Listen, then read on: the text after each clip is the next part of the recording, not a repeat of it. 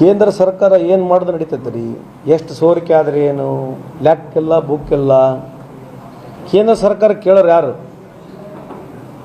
ಕೇಂದ್ರ ಸರ್ಕಾರ ಏನು ಮಾಡಿದ್ರು ಕೂಡ ಈ ದೇಶದಲ್ಲಿ ಕಳೆದ 12 ವರ್ಷದಿಂದ ಯಾವ ವಿಚಾರಗಳನ್ನ ಕೇಳ್ಬೋದು. ಈಗ ಸುಮ್ಮನೆ ಉದಾಹರಣೆಗೆ SIR ಆಯಿತು ಅಂತ ಇಟ್ಕೊಳ್ಳಿ. ವೆಸ್ಟ್ ಬೆಂಗಾಲಲ್ಲಿ 27 ಲಕ್ಷ ವೋಟನ್ನು ತಡೆಗಟ್ಟಿದ್ರು, ಅಡ್ಜುಡಿಕೇಷನ್ ಮಾಡಿದ್ರು, ಅಲ್ಲಿ ಚೆಕ್ ಮಾಡಬೇಕಂತ ನಿಂದಿರಿಸಿದ್ರು. ಆಯ್ತು, ಈಗ ಎಲೆಕ್ಷನ್ ಆಗ್ಬಿಡ್ತು. ಈಗ 27 ಲಕ್ಷ ಜನ ಈ ದೇಶದ ನಿವಾಸಿಗಳು ಹೌದಲ್ಲ? ಅವರು are they part of the citizen or not? ಈ ದೇಶದಲ್ಲಿರ್ತಕ್ಕಂಥ ಅವರಿಗೆ ವೋಟ್ ಹಾಕ್ಲಿಕ್ಕೆ ಚಾನ್ಸ್ ಕೊಡಲಿಲ್ಲ. ಏನಂತಂದರೆ ಡಿಸ್ಕ್ರಿಪನ್ಸಿ ಇತ್ತು.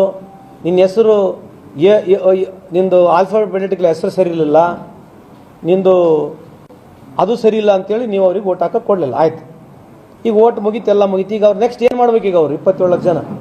ಹಂಗೆ ಈ ದೇಶದಲ್ಲಿ 13 ಕೋಟಿ ಜನಕ್ಕೆ ಈ ರೀತಿ ಟಾರ್ಗೆಟ್ ಮಾಡಿದ್ದಾರೆ ಪುಣ್ಯಾತ್ಮರು.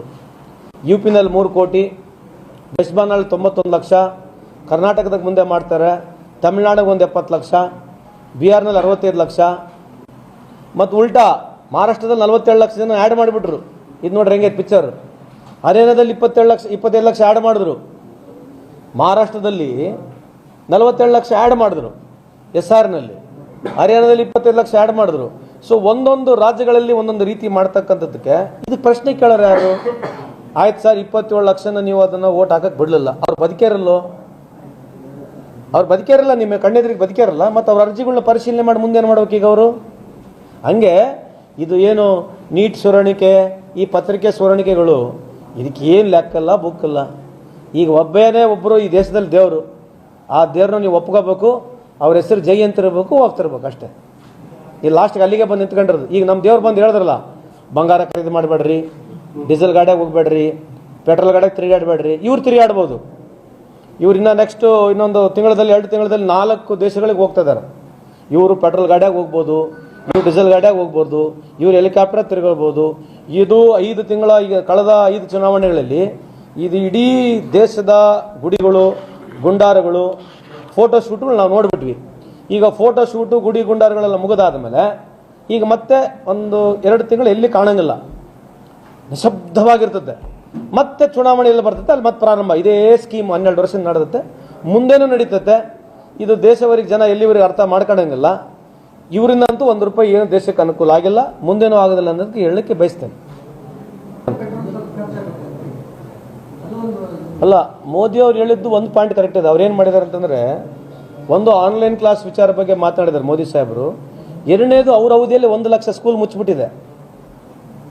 ಯಾರ ಅವಧಿಯಲ್ಲಿ? ಮೋದಿ ಸಾಹೇಬ್ರ ಅವಧಿಯಲ್ಲಿ 1 ಲಕ್ಷ ಸ್ಕೂಲ್ಗಳು ಮುಚ್ಚಿದೆ. ನಾನು ಹೇಳಿರ್ತಕ್ಕಂಥಲ್ಲ, ಅವ್ರ ಸರ್ಕಾರದೇ ಇರ್ತಕ್ಕಂಥ ರಿಪೋರ್ಟ್ ಹೇಳ್ತಕ್ಕಂಥದ್ದು. ಸ್ವಾಮಿ ಮೋದಿ ಸಾಹೇಬ್ರೆ, ಸುಮ್ಮನೆ ಆನ್ಲೈನ್ ಕ್ಲಾಸಸ್ ಬೇಡ, ಈ ಬಂಗಾರ ಖರೀದಿ ಮಾಡೋದು ಬೇಡ, ಈ ಡೀಸೆಲ್ ಪೆಟ್ರೋಲ್ ಯೂಸ್ ಮಾಡೋದು ಬೇಡ, ಎಲ್ಲ ಶಾಲೆಗಳು ಮುಚ್ಚಿಬಿಡ್ರಿ 1 ವರ್ಷ. ನೀವೇ ಮನ್ ಕಿ ಬಾತ್ನಲ್ಲಿ ಬರ್ರಿ. ಯಾರು? ಮೋದಿ ಸಾಹೇಬರು ಮನ್ ಕಿ ಬಾತ್ನಲ್ಲಿ ಬಂದು ನೀವೇ ಎಲ್ಲರಿಗೆ, ದೇಶದ ಯುವಕರಿಗೆ ಪಾಠ ಮಾಡಿರಿ. ನೀವು A+B² ಪಾಠ ಆಗಿರಲಿ, ಅಥವಾ ಕ್ಲೌಡು ಜಾಸ್ತಿ ಬಂದಾಗ ಹೇಳಿರ್ತಕ್ಕಂಥ ಪಾಠಗಳಾಗಿರಲಿ, ಕೋಲ್ಡ್ ಕ್ಲೈಮೇಟ್ ಬಗ್ಗೆ ಹೆಂಗಿರ್ಬೇಕಂಥದ್ದು ಪಾಠಗಳಾಗಿರಲಿ, ಒಲಿಂಪಿಕ್ಸ್ನಾಗ ಹೆಂಗೆ ಗೆಲ್ಲಬೇಕು, ಫುಟ್ಬಾಲ್ ಹೆಂಗೆ ಆಡಬೇಕು, ಕ್ರಿಕೆಟ್ ಹೆಂಗೆ ಆಡಬೇಕು, ಇವನ್ನೆಲ್ಲ ನೀವು ಜನಕ್ಕೆ ಕೇಳಿಬಿಟ್ರೆ ಸಾಕು. ಸುಮ್ಮನೆ ಶಾಲೆಗಳೇ ಮುಚ್ಚಿಬಿಡ್ರಿ. ಯಾಕಂದರೆ ಆಲ್ರೆಡಿ 1 ಲಕ್ಷ ಶಾಲೆ ಮುಚ್ಚಿರಿ. ಈಗ ಮುಂದೆ ಮತ್ತೆ ಆನ್ಲೈನ್ ಕ್ಲಾಸಸ್ ತೊಗೊಂಡಾಗ ಏನು ಅರ್ಥನೇ ಇಲ್ಲ. ಆನ್ಲೈನ್ ಕ್ಲಾಸಸ್ ಯಾರು ನಿಮ್ಮ ಪರವಾಗಿ ನಿಮ್ಮಂಗೆ ಯಾರು ಸರಿ ಮಾಡೋದಿಲ್ಲ. ಇವ್ರು ಮಾಡಿಬಿಟ್ರೆ ಅಷ್ಟೇ ಬೆಸ್ಟ್ ಅಂತ ನನ್ನ ಪ್ರಕಾರ ಅಭಿಪ್ರಾಯಗಳು ಎಲ್ಲ. ಇದೆ ಅಲ್ರಿ, ಇದು ಯಾವ ರೀತಿ ಸೊಲ್ಯೂಷನ್ ರೀ ಇದು? ಈ ದೇಶದ ಪ್ರಧಾನಮಂತ್ರಿಗಳು ಹೇಳ್ತಕ್ಕಂಥದ್ದು ಸರಿನಾ? ಆನ್ಲೈನ್ ಕ್ಲಾಸಸ್ ಮಾಡಿರಿ ಅಂತಕ್ಕಂಥದ್ದು ಸರಿನಾ? ಅದಕ್ಕೆ ಈಗ ಇಡೀ ದೇಶದಲ್ಲಿ ಸಮರ್ಥನೆ ಬರ್ತದೆ. ಚಾಲು ಆಗ್ತವೆ, 10,000 ಟ್ವೀಟ್ ಸ್ಟಾರ್ಟ್ ಆಗ್ತವೆ. ಭಾಳ ಕಷ್ಟ ಪರಿಸ್ಥಿತಿಯಲ್ಲಿ ಈ ದೇಶ ಇತ್ತು ಅವತ್ತು. ಆ ಹೇಳಿರ್ತಕ್ಕಂಥ ಸಂದರ್ಭದಲ್ಲಿ ಭಾಳ ಕಷ್ಟ ಪರಿಸ್ಥಿತಿಯಲ್ಲಿ ದೇಶ ಇತ್ತು. ಚೈನಾದಲ್ಲಿ ಕೂಡ ಹಂಗೆ ಇತ್ತು. ಚೈನಾದಲ್ಲಿ ಒಂದು ಕಾಲದಲ್ಲಿ ಪ್ರೆಸಿಡೆಂಟ್ ಅಂತಕ್ಕಂಥ ಚೈನಾ ಪ್ರೆಸಿಡೆಂಟ್ ಬಂದು ಇಡೀ ದಿವಸ ಬರೀ ನೀವು ಕಾರ್ನ್ ಸೂಪ್ ಕುಡೀರಿ ಅಂತ ಹೇಳ್ತಿದ್ದ. ಆ ಪರಿಸ್ಥಿತಿಯಲ್ಲಿ ಎಲ್ಲ ದೇಶ ಡೆವಲಪ್ ಆಗಿದೆ. ನೀವು ಒಂದು ಕಡೆ ಹೇಳ್ಕೊಂತೀರಿ ಲಾರ್ಜೆಸ್ಟ್ ಎಕಾನಮಿ, ಪವರ್ಫುಲ್, ಅದು ಟಿವಿಯಾಗ ನೋಡಿದ್ರೆ ಬೆಂಕಿ, ಜೆಟ್ಟು, ಡಡ್ಡ ಬಡ್ಡ ಎಲ್ಲೈತೆ. ಮತ್ತು ನೀವು ಅಷ್ಟು ಪವರ್ಫುಲ್ ಇದ್ದು ನೀವು 4ನೇ ಎಕಾನಮಿ ಅಂತ ಸುಳ್ಳು ಹೇಳಿ ಇವತ್ತು 6ನೇ ಎಕಾನಮಿಗೆ ಬಂದಿದ್ರಿ. ಮತ್ತು ಯಾವುದು ನಿಜ? ನೀವು ಒಪ್ಕೊಳ್ರಿ. ಮತ್ತೆ ನೀವು ಒಪ್ಕೋಬೇಕು. ಇವತ್ತು ದೇಶದ ಪರಿಸ್ಥಿತಿ ಸರಿ ಇಲ್ಲ, ನೀವು ಇವತ್ತು ಬಂಗಾರ ಯಾಕೆ ಖರೀದಿ ಮಾಡಬಾರ್ದು ಅಂತ ಹೇಳ್ತಾ ಇದ್ದೀರಿ, ಅದಕ್ಕೆ ಒಪ್ಪಿಗೆ ಹೇಳ್ರಿ ಮೊದಲು. ಅವತ್ತು ನಾವು ಒಪ್ಕೊಂಡಿವಿ. ನಾವು ಲಾಲ್ ಬಹದ್ದೂರ್ ಶಾಸ್ತ್ರಿ ಹೇಳಿರ್ತಕ್ಕಂಥ ಸಂದರ್ಭಗಳಾಗಿರಲಿ, ಇಂದಿರಾ ಗಾಂಧಿ ಅವರು ಹೇಳಿರ್ತಕ್ಕಂಥ ಸಂದರ್ಭದಲ್ಲಾಗಲಿ ನಾವು ದೇಶದ ಪರಿಸ್ಥಿತಿಯನ್ನು ಹೇಳಿದ್ದೇವೆ.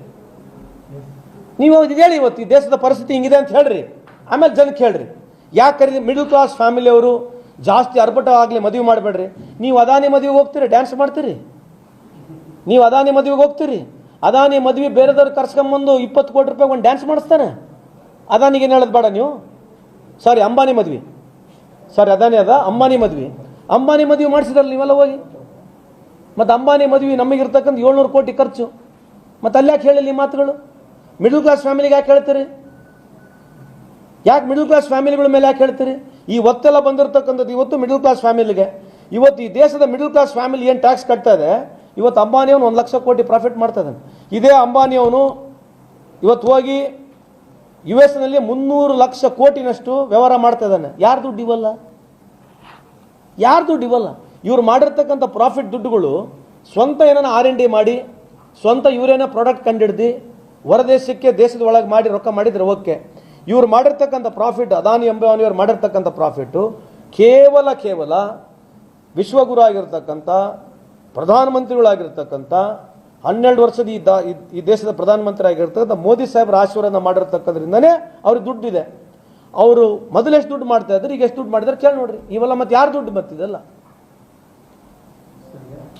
ನೀಟ್ ಪರೀಕ್ಷೆ ಮೊನ್ನೆ 3ನೇ ತಾರೀಕು ಆಡ್ಸೋದು, ಎಷ್ಟು ಟೈಟ್ ಮಾಡಿದ್ರು ಕೂಡ ಹಿಂಗೆ ಆಗ್ತದೆ ಸರ್. ಈಗ 140 ಪೇಪರ್ ಬಿಹಾರದ ಸಿಕ್ಕವು. ಅದೇ ರೀ, ನೀವು ಗುಜರಾತ್ನಲ್ಲಿ ಆಗಿರ್ತಕ್ಕಂಥದ್ದು, UP-ನಲ್ಲಿ ಆಗಿರ್ತಕ್ಕಂಥದ್ದು, ಬಿಹಾರ್ನಲ್ಲಿ ಆಗಿರ್ತಕ್ಕಂಥದ್ದು, ಆಮೇಲೆ ಕೇಂದ್ರ ಸರ್ಕಾರ ನಡೆಸಿರ್ತಕ್ಕಂಥ ಎಲ್ಲ ಇವು ಏನು ಎಕ್ಸಾಮ್ಸ್ಗಳಿದೆ, ಎಕ್ಸಾಮಿನೇಷನ್ಸ್ ಇದ್ದಾವೆ, ಇವು ಹಲವಾರು ಆಗ್ತಾನೆ ಬಂದಿದ್ದಾವೆ. ಚರ್ಚೆಗೆ ಬರಲ್ಲ. ನೀವು ನಮ್ಮನ್ನು ಕೇಳ್ತೀರಿ, ನಾವು ಹಿಂಗೆ ಹೇಳ್ತೀವಿ ಅಷ್ಟೇ. ಅದು ಇದಾದ್ಮೇಲೆ ಇದು ಮುಂದಕ್ಕೂ ಹೋಗಂಗಿಲ್ಲ, ಹಿಂದಕ್ಕೂ ಬರೋಂಗಿಲ್ಲ. ಇವೆಲ್ಲ ಏನಂತಂದ್ರೆ ಇವು ಯಾವುದೂ ನ್ಯಾಷನಲ್ ಇಶ್ಯೂಗಳೆಲ್ಲ. ಕಾಂಗ್ರೆಸ್ ಸರ್ಕಾರಗಳು ಎಲ್ಲಿದ್ದಾವೆ ಆ ರಾಜ್ಯದಲ್ಲಿ ಒಂದು ಇಲಿನೂ ಸಾಯಬಾರ್ದು. ಅದು ಇಲಿ ಸತ್ತರೆ ನ್ಯಾಷನಲ್ ನ್ಯೂಸು. BJP ಸರ್ಕಾರಗಳು ಎಲ್ಲಿದ್ದಾವೆ, ಕೇಂದ್ರ ಸರ್ಕಾರದ ವೈಫಲ್ಯತೆ ಬಗ್ಗೆ ಎಲ್ಲಿ ನ್ಯೂಸೇ ಇಲ್ಲ. ಇವತ್ತು ನೀವು ಹೇಳಿ ಕಳೆದ 12 ವರ್ಷಗಳಿಂದ ಒಂದ್ಯಾವುದನ್ನ ಸಾಧನೆ ಮಾತಾಡಿ ನೋಡಿ. ಆಯ್ತು, ಎಲೆಕ್ಷನ್ ಗೆಲ್ಲೋದು, ಎಲೆಕ್ಷನ್ ಯಾವ ರೀತಿ ಗೆಲ್ತಾರೆ ಅದ್ರ ಬಗ್ಗೆ ಇವತ್ತು ಚರ್ಚೆ ಬೇಡ. ಸಾಧನೆಗಳ ಬಗ್ಗೆ ಮಾತಾಡೋಣ. ಹೇಳಿ, ಇವತ್ತು 12 ವರ್ಷ ಆಯಿತು, ಏನು ಸಾಧನೆ ಹೇಳಿ ನೋಡೋಣ. ಏನು ಭಾಷಣಗಳು ಪ್ರಾರಂಭ ಮಾಡಿದ್ರು, ಆ ಭಾಷಣಗಳು ಇವತ್ತು ಮಾತಾಡಿದ್ರೆ ನಿಮಗೂ ಬೇಜಾರಾಗೈತೆ. ಹಿಂಗೆ ತಲೆ ಬಗ್ಸ್ಕೊಂಡ್ಬಿಡ್ತಾರೆ ನಾವು ಹೇಳಿದ್ರೆ. ಯಾವ ಅವ್ರು ಹೇಳಿರ್ತಕ್ಕಂಥ ಪ್ರಾಮಿಸ್ಗಳ ಬಗ್ಗೆ ಮಾತನಾಡ್ತಾರ, ಅವ್ರ ಇರ್ತಕ್ಕಂಥ ದೇಶದ ಸ್ಥಿತಿಗಳ ಬಗ್ಗೆ ಮಾತನಾಡ್ತಾರ, ಏನಿದೆ ಹೇಳ್ರಿ. ಸೊ ಪಿಕ್ಚರ್ ಹೊಂಟೈತೆ. ಇವತ್ತು ಕಂಗನಾ ರನೌತ್ನವ್ರು ಅಂತವ್ರು ಮಾತನಾಡ್ತಾರೆ ಈ ದೇಶದಲ್ಲಿ. ಅವ್ರು ಹೇಳಿದ್ ನಾವು ಕೇಳಿಸ್ಕೋಬೇಕು. ಯಾಕಂದ್ರೆ ಅವ್ರು ಮಾತಾಡಿದ ಪಾರ್ಲಿಮೆಂಟ್ ಇಡೀ ದೇಶ ಕೇಳ್ತದೆ, ಕೇಳಿಸ್ಕೋಬೇಕು.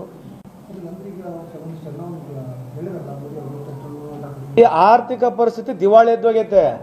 ಅದಕ್ಕೆ ಮೋದಿ ಸಾಹೇಬ್ರಿ ಬಂದು ಅದು ಹೇಳಬೇಕು.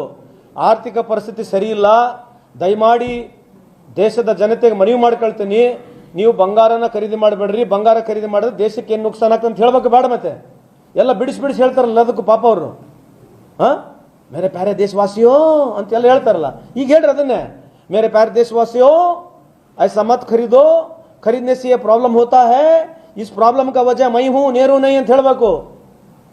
ಈಗ ನೇರು ಇದಕ್ಕೆ ಕಾರಣ ಯಾರು ಕಾರಣ? ಈಗ ಪೆಟ್ರೋಲ್ ಗಾಡಿಯಾಗ ಓಡಿಸ್ಬೇಡ್ರಿ, ಡೀಸೆಲ್ ಗಾಡಿ ಓಡಿಸ್ಬೇಡ್ರಿ ಅಂತ ಹೇಳೋರು ಯಾರು? ನೇರು ಅವ್ರು ಹೇಳಿದ್ರಾ? ನೀವು ತಾನು ಹೇಳಿರೋದು. ಮತ್ತು ನೀವು ಹೇಳ್ರಿ, ಇದಕ್ಕಂತ ಕಾರಣ ನೀವು ಕೊಡ್ಬೇಕಲ್ಲ.